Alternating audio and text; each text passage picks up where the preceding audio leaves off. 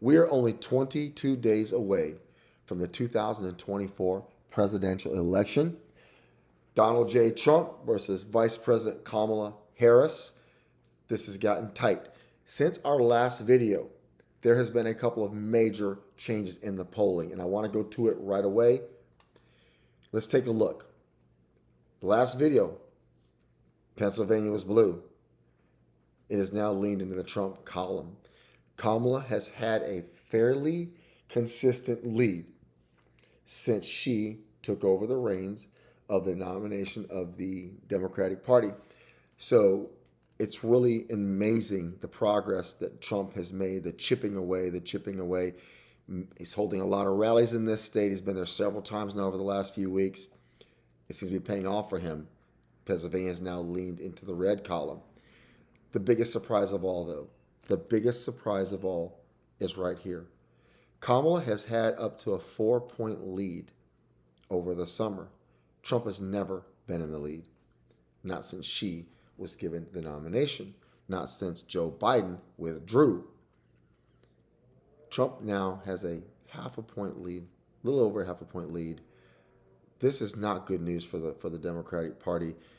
Trump did not win November in 2016. He did not win Nevada in 2020. Nevada is now leaning Trump. He's made some headway. He's taken a little larger leads. He's got a little comfort zone here in North Carolina. That still is a very close state. But I want you to take a look at Michigan. He is now within 1/10 of a percentage point in the state of Michigan. He has chipped away at her lead.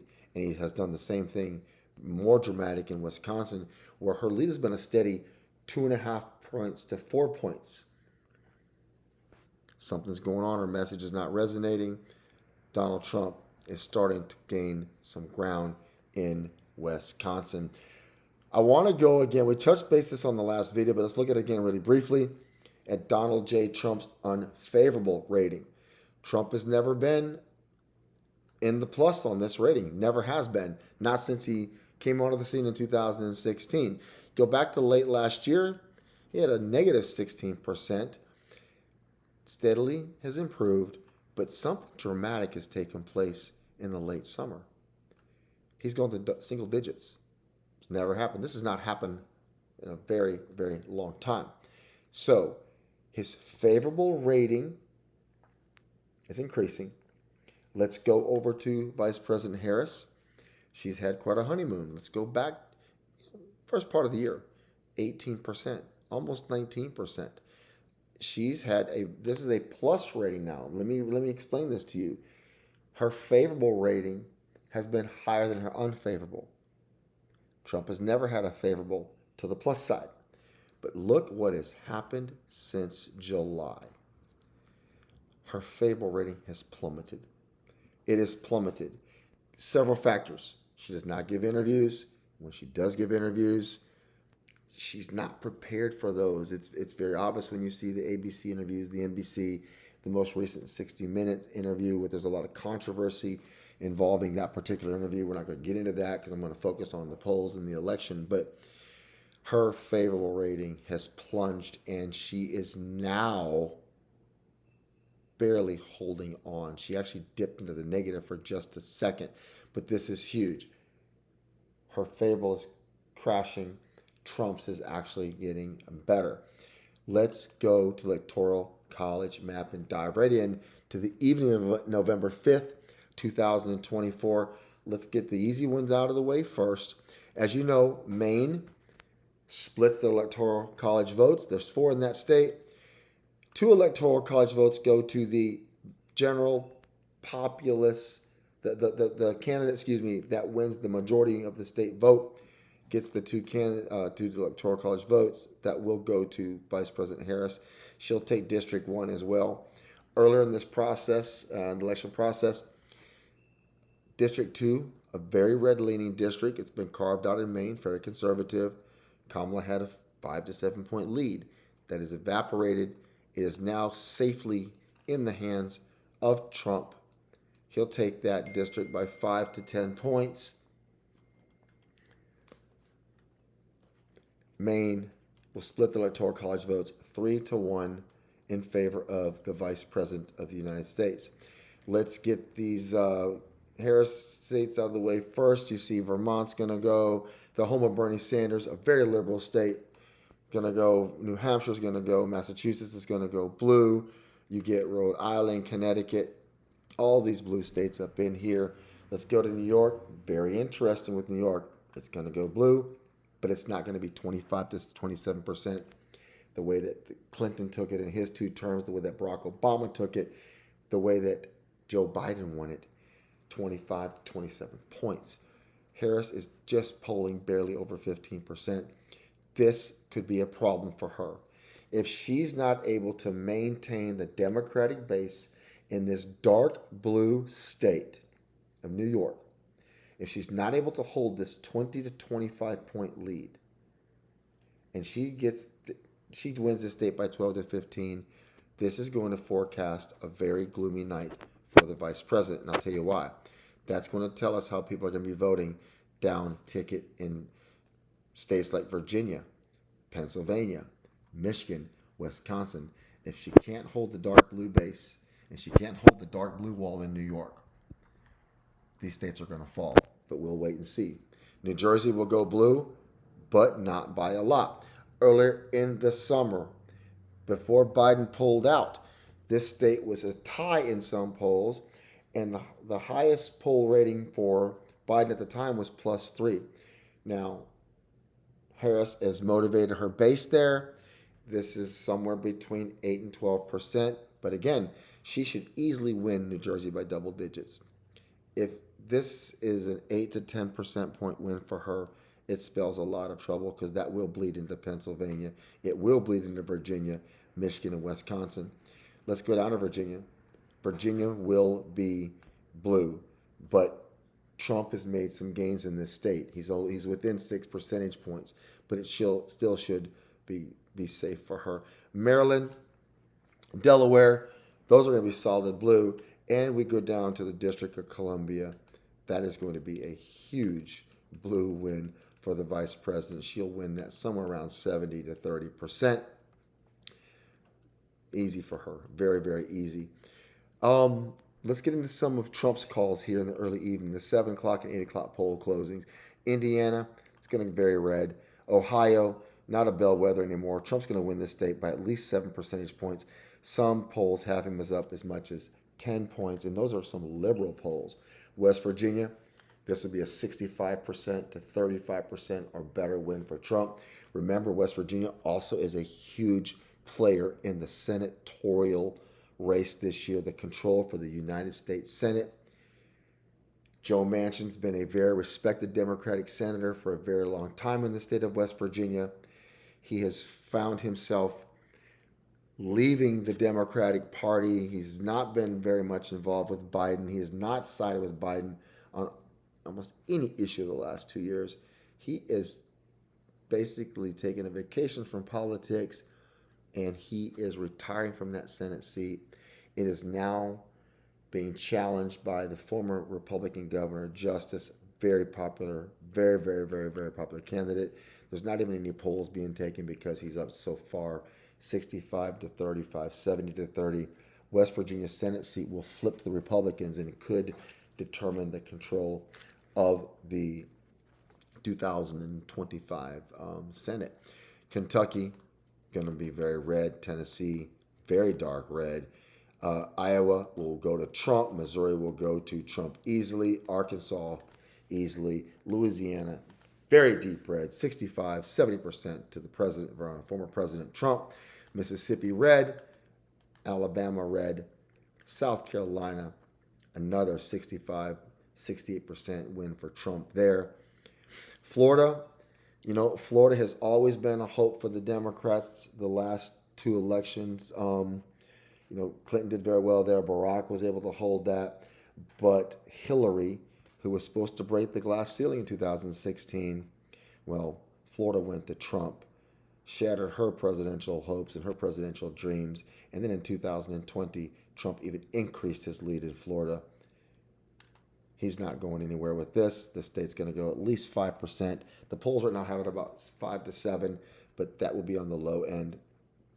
Trump will win the state of Florida. We'll come back to North Carolina shortly. Georgia, very close, but the polls have consistently gone for the former president. There was a recent poll that had this as a tie. I want you to go up here real quick. Let's go back to this. Friday, this thing was fairly close. Actually, it was a tie, but some of the more current polls came in during the weekend. Trump has got his lead back. It just doesn't look like he's going to relinquish that, and Georgia should go for the former president of the United States. Let's go to Illinois. Illinois is going to be dark blue. However, there's a story to be told here. Illinois typically goes about 17 to 25 points for the Democratic candidate. Trump is polling within 10 to 12 points in this state. He's doing actually very well. He's doing very well among the black male voters in the state of Illinois, as he's doing very well with the black male voters in areas of Pennsylvania like Pittsburgh and Philadelphia. We'll touch base on that in just a few moments. Illinois could be another fortune-telling story here on this evening. If Kamala Harris does not pull this state out by 17 to 20 points, if she's only able to eke a 10 to 14 point win here, just like in New York, just like in Virginia, it's going to affect her down ballot in these crucial states. She has to really win this state by about 18 to 20 points to be consistent with the previous Democrat presidential candidates in the past elections. Minnesota, Trump's within 7 points. He's done very well. The polling is going very well for him there. But Kamala Harris is still going to secure this at those 10 electoral college votes. I want to swing over here to Washington, dark blue. Vice President Harris is going to take that hands down. She will win Oregon, but it will not be with double digits. Trump is actually, in just a couple of polls that have been taken here, Trump is under 10%. I think one had him at about 5%. Oregon is a very unique state when it comes to voting. It is an all mail-in state. There are no polls during the day. So these ballots are mailed out early. They're mailed in. They do begin counting early in the morning and begin releasing these results in the early evening as the other West Coast states are closing. So they move in tandem with the closing polls. California, dark blue. It's just moving further and further to the left. Kamala will do very well there. Although former President Trump was out this weekend at Coachella doing a rally out there for his base in California. He's going to lose this handily, but nevertheless, he made a trip to California to his supporters. His supporters could see him and have some access to the former president. Montana will go red. There's another good story taking place in the state of Montana, a big senatorial race there. The sitting Democratic senator, very popular in the state, John Tester, was doing fairly well, contrary to some of the other states that when Biden was the nominee, Tester was doing very well, kind of bucked the national trend. As soon as Vice President Harris joined the race, this Senate seat has flipped in the polls. Tim Sheehy is now up 6 to 8 points, consistently 6 to 8 points. He's not going to relinquish that. There's not enough time for Democratic Senator John Tester to make up ground. Montana, like West Virginia, will flip from blue to red, almost certainly guaranteeing the Republican Party control of the U.S. Senate at the minimum, 51 to 49. Continue on. Idaho is always dark red. Utah is very dark red. Wyoming will go to President Trump, as will North Dakota, South Dakota, Nebraska, Kansas, and Oklahoma. And then when you get down to the great state of Texas, which the residents in Texas call that the United States of Texas, Texas was thought to be in play 2016. Trump won it. The Democrats spent a lot of money in 2020. Trump won it. Same thing earlier this year. In February and March, there were actually some polls that showed the Democrats may maybe be within 3 to 4 points in Texas. That has changed dramatically. There's also a big Senate race down there as well. Trump will easily take the state of Texas, probably about 6 to 8 percentage points. He will take those 40 electoral college votes. And something that's very interesting too, Texas earned an extra electoral college vote. They had 39 in the previous two elections. They now have 40. Florida went from 29 to 30. You had massive population flight out of New York, Pennsylvania. Pennsylvania lost an electoral college vote. It went to Florida. New York lost an electoral college vote. It went to the great state of Texas. Texas is going to go red.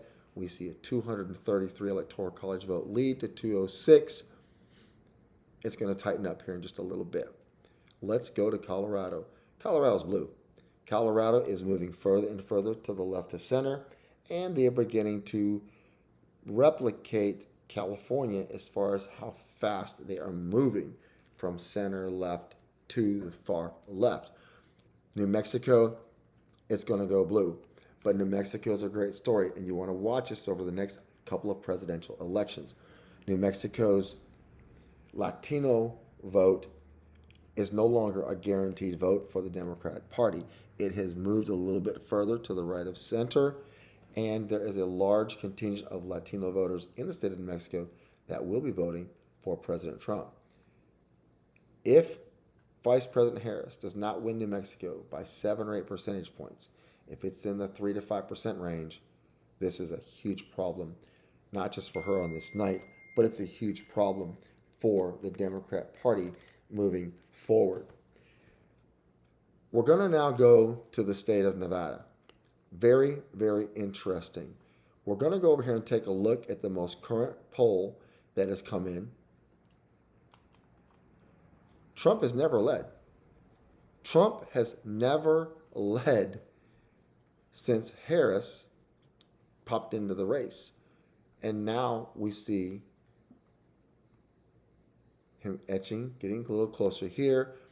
Can't really explain what happened in this polling data here, but she jumped back into the lead. But he is now caught the vice president. He's made a lot of ground up. He's doing very, very well. Nevada, at the end of the night, will go for the former president of the United States of America. Arizona as well. Trump has never relinquished a lead. It has shown some ties over the last couple of months for a day or two, but then the polling comes back in, the updated polling, and Trump holds his base in Arizona. He's doing very well. Staying out far, far west, Harris will take the state of Hawaii. Trump will win Alaska. Now we get into the very, very, very deep scenarios here with Michigan, Wisconsin, Pennsylvania, and North Carolina. Let's take a look at North Carolina. North Carolina, Trump has had a very large lead until Biden withdrew. This lead was huge. Some of this was 5-6 points, almost 7 at one time. Biden withdrew. Harris got on board, and she began to chip away at Donald Trump's lead. And at one point, very, very, very close here. But he has never relinquished this lead, and he has maintained it. Even though both candidates have dipped a little here, I think some of the dip in the polling here could possibly be related to the storm. Obviously, there's some areas in Asheville and some air up in that part of the state. It's hard to pull those individuals up in there now. So both candidates have taken a little bit of a dive, but it's been equal. As you can see Harris rising here, Trump rose. They rose together. They stabilized, and they both take a little dip. Trump has not relinquished that lead. North Carolina went to Trump in 2016. It went to him in 2020. It's going to go to him in 2024. He is now one electoral college vote away. Now I want to go over a couple scenarios here really quickly. Right now, as the polls suggest, we want to go and take a look at Wisconsin. Vice President Harris is still holding on. She has not relinquished the lead since she's been in the race. Trump back here, early part of the spring, maintained a steady lead. Him and Biden got a little bit close here. Then after the debate, you see Biden nosedived. Biden just fell off a cliff right here. He sank like Titanic. Trump didn't do much better, but his spread was still fairly high, almost up to 3.5 points. Harris comes in. She's done very well. She has maintained a fairly steady lead until just recently. She's only up by 0.3 of a percentage point. This is very close. Let's take a look here again. As I showed you earlier in the video, she's only got a 0.3 of 1% lead. And I want this is just really close because what I'm showing you right here is 270's polling, 0.3 of a percent. The previous poll I just showed you over here, when it pertained to Wisconsin, this is Real Clear Politics. So they're very close. These are two polling agencies, really, really close. You don't see that too often, but they're spot on. Right now, it's blue. We're at 269 to 235. Let's jump to Michigan. Trump is now pulled close. Trump is pulled so close, he's within 0.1 of 1%. Let's go to the Michigan poll. This poll has him up by 1 point. Harris had this thing, steady lead, 2 points, 1.5. But she began to drop very quickly here around the 1st of October. Her message is not resonating. The union, the automobile unions, which are very powerful in these elections, did not endorse her. And behind the back doors, they've been talking about Trump. Well, a couple of days ago, President Trump did get a major auto union's endorsement, and it shows in the polls. He's now taken a very small lead here, about a 0.5 percentage point. Let's go over here back to 270 to win. He's only down by 0.1 of a percentage point. It's going to be very hard for the vice president to win that state. Michigan is going to vote for Donald Trump. That should be enough to put him over. Should give him 284. But if for some reason Vice President Harris is able to somehow pull this out, she's been strong there, so it's not over yet. We're just leaning Trump because of the way the polls are going and this massive union endorsing him a couple of days ago. That should put him over. But we have to wait and see. You've still got Pennsylvania. Pennsylvania is a huge player. Look at Pennsylvania. Trump has taken the lead from Harris. He's now up 0.3 of a point in the Real Clear Politics scenario, which is several polls. Then you go to the 270 to win. He's up by 0.1 of a percentage point here. Donald Trump is gaining ground. The fracking issue is huge for Donald Trump in this state. Immigration issue, believe it or not, is huge. But Pennsylvania, the Pittsburgh and Philadelphia areas, the black male registered voters are gravitating towards Donald J. Trump. And I firmly believe it will be the black male vote in Pittsburgh and in Philadelphia and in Scranton and these places that are going to put Donald J. Trump, Pennsylvania, in the red column. Donald J. Trump wins this at least 303 electoral college votes to Vice President Harris's 235. If you enjoyed this video, hit that like button, subscribe. We've got a live stream coming up on November 5th, 2024. I can't wait for you to join. Subscribe so you can get the first look at my new videos. We'll be releasing 2 more videos tomorrow, only 21 days out from the 2024 presidential election.